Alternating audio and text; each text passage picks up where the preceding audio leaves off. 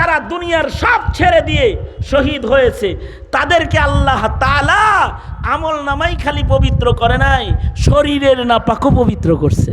যেমন হযরত হানজালা নাপাক অবস্থায় উহুদে আইছে, বিবি আয়েশা কয় স্বামীটা আমার জান্নাতে যাবে, তার গায়ে নাপাক, রাসূল গো ফরজ গোসল করে না, একটু গোসল দেন। খুঁজা পাইতেছে না লাশ, শহীদদের ভিতরে লাশ খুঁজা হইতেছে, হানজালা নাই। আল্লাহর রাসূল পেরেশান হয়ে গেছেন, কিরে নাপাক শহীদ হইল বিদায় আল্লাহ নারাজ হইছেনি। কিন্তু জিবরাইল আইসা বলে সরকার লাশ খুঁজা লাভ নাই, লাশ জমিনে নাই। আকাশে তাকানো, এটা আসমানে আছে। আসমানে ফেরেশতারা জান্নাতের পানি দিয়া হানজালারে গোসল দিবার লাগছে। হানজালার জিসমের নাপাকি ফেরেশতারা জান্নাতের পানি দিয়ে ধুইয়া দিছে। বিবি আয়েশা বলে বিবি রাসূল গো আমার স্বামীরে গোসল দেন। রাসূল বলেন তোর স্বামীর গোসল হয়ে গেছে। কে দিছে গোসল? সে গাসিল, তারে গোসল দিছে স্বয়ং আল্লাহ। জান্নাতের পানি দিয়ে আল্লাহ গোসল দেওয়াইছে। সাহাবী বলে পরীক্ষা করার জন্য লাশ খোঁজা শুরু করলাম, যায়া দেখি শহীদদের বীরে একটা লাশ ধোয়া মুছা তাজা গোসলের পানি করে পড়তেছে। চেহারা নজর করে তাকায় দেখি হানজালা। শহীদের দপ্তরে নাম।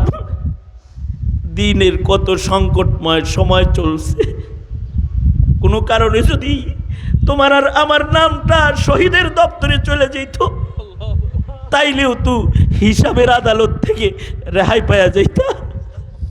আল্লাহর কাছে হিসাব দিয়া জান্নাত তোমার কামাই করা লাগতো না। যারা শহীদ হবে তাদের বিনা হিসাব জান্নাত। যদি শহীদ নাও হইবার পারো তাহলে বলি বলি বলি কাকে বলে? যাদের হৃদয়ে থাকে আল্লাহ প্রেমের আগুন, সালেহীন। দুনিয়ার কাম তারা করে কিন্তু দুনিয়া তাদের কলবে থাকে না। দস্তবকার দিল বয়ার, হাত থাকে কাজের উপরে কিন্তু দিলে আল্লাহ বসায় রাখে। এরকম দিলের পাকিজগি হালাত যারা বানায় তারা বলি।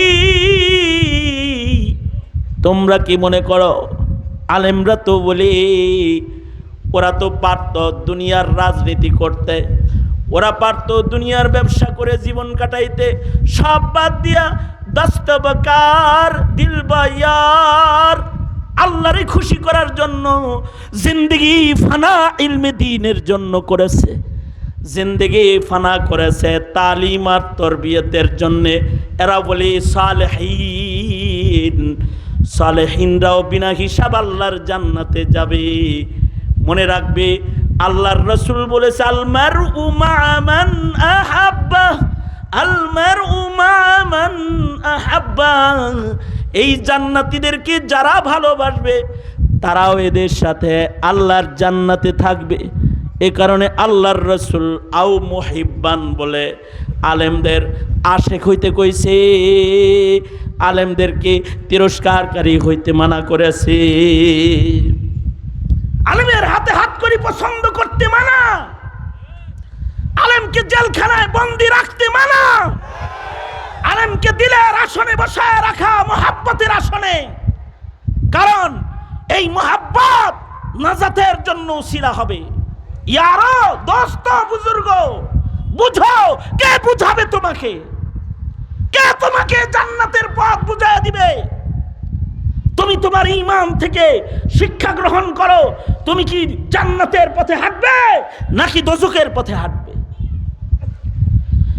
আমি এটা বিশ্বাস করি দিনের বেলার এই জমায়েত যেটা আলেমদেরকে কেন্দ্র করে, একজন আলেমের চেহারা দেখার জন্য সারা দিনের সব কাজ বাদ দিয়ে তুমি এখানে বসেছো জুম্মাপাড়ার হুজুররে দেখবা তাই, অথবা এখানে উলামারা আসছে তাদের সামনে বসে তাদের চেহারায় আনোয়ার থেকে নায়েবে নবীর যে নূরগুলা তাদের চেহারায় আছে এর কিছু ভাগ তুমি দখল করবা। তাই এই বৈঠক এটাও নজরানা আল্লাহর জান্নাতের ওয়াবতাগু ইলাইহিল ওয়াসিলা, আল্লাহ পর্যন্ত পৌঁছার এটাও একটা ওসিলা।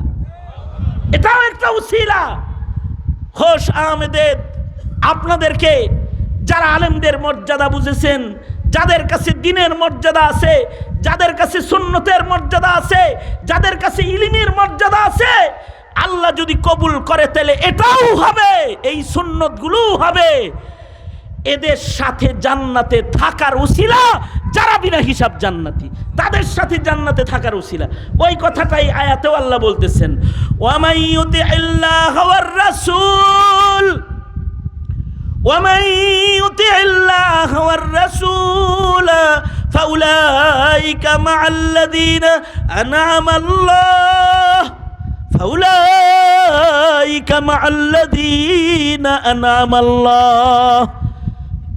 أنعم الله عليهم من النبيين والصديقين والشهداء والصالحين ومن يطع الله والرسول فأولئك مع الذين أنعم الله عليهم من النبيين والصديقين والشهداء والصالحين وحسن أولئك رفيقا। জান্নাতের ভেতরে যারা এই কোয়ালিটির দোস্ত পাওয়া যাবে, তাদের চেয়ে খুশকিসমত আর কে হবে? তারা সর্বোচ্চ জান্নাতি বন্ধু পাবে। হতে পারে একটা সুন্নতের বদলায়ও আল্লাহ এটা দিবে, হতে পারে সেটা শাবান মাসের রোজার সুন্নত, হতে পারে সেটা শাবান রজবের দুয়ার সুন্নত, হতে পারে সেটা দাড়ির সুন্নত, হতে পারে সেটা টুপির সুন্নত, পাঞ্জাবির সুন্নত। শাবান মাসে তুমি রোজা রেখেছো এই নিয়ত করে যে রাসূল শাবানে বেশি রোজা রাখছে তাই আমি রোজা রাখলাম। যখন ফরজ রোজার থেকে মানুষের অনীহা, ওই সময় তুমি শাবানের রোজা ছাড়ো না,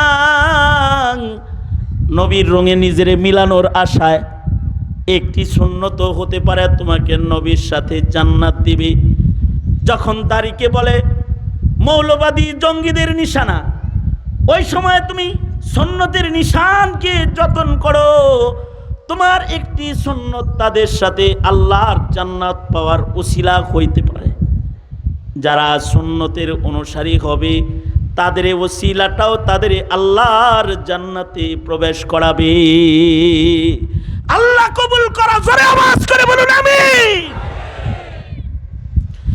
এই যে আমি একটি ঘন্টা ব্যাপী আপনাদেরকে বসে বসে বললাম, আসুন নিজেদেরকে দোজখের আগুন থেকে বাঁচাই, হয়তো যোগ্যতার মাধ্যমে, হয়তো বিনা হিসাব জান্নাতের দরজায় দৌড় দেওয়ার মাধ্যমে, অন্যথায় বিনা হিসাব জান্নাতের দরজা বরাবর দাঁড়িয়ে থাকা নেককারদেরকে ভালোবাসার মাধ্যমে, অথবা বিনা হিসাব জান্নাতীদের আমলের রঙের সাথে নিজের আমলকে মিলায়ে মান তাশাব্বাহা বিকাউমিন ফাহুয়া মিনহুম হওয়ার মাধ্যমে যে কোনো একটি জায়গায় হলেও মিল বানায় আসো ভাই জান্নাতের দিকে আগাই।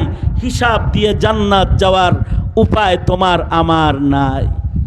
তৈয়ার আছেন তো ইনশাআল্লাহ? আছেন তো ইনশাআল্লাহ? কারা কারা বলেন ইয়া আল্লাহ? আমার সাথে বলেন ইয়া আল্লাহ। আলেম ওলামা যেখানে, আমরা আছি সেখানে। আমি বলবো আলেম ওলামা যেখানে, আপনারা বলবেন আমরা আছি সেখানে। আলেম ওলামা যেখানে, আলেম ওলামা যেখানে, আলেম নাই যেখানে, আলেমরা যেখানে, আলেম নাই যেখানে, কাফের কাফের কাফের কাফের। কোরআন সুন্নাহর আলো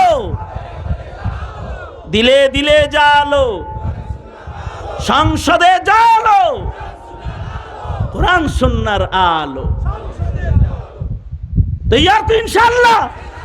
আল্লাহ সবাইকে কবুল আর মঞ্জুর করুক, এটাই তামান্না।